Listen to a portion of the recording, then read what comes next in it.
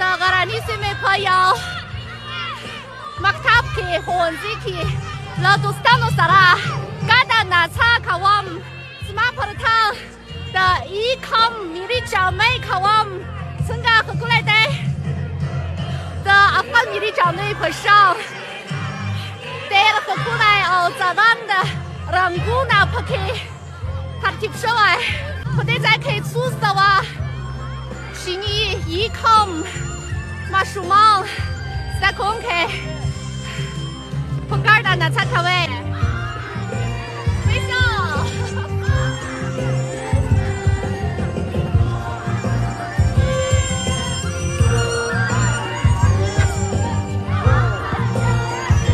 ګوري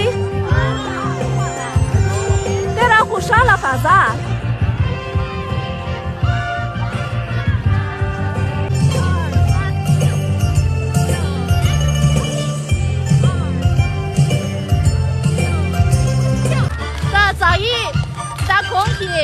هر سهار شاوخوا په 10 بجې له دوستانو له استادانو سره یو ځای په سپورتي میدان کې دغه شان ګډه نڅا کوي.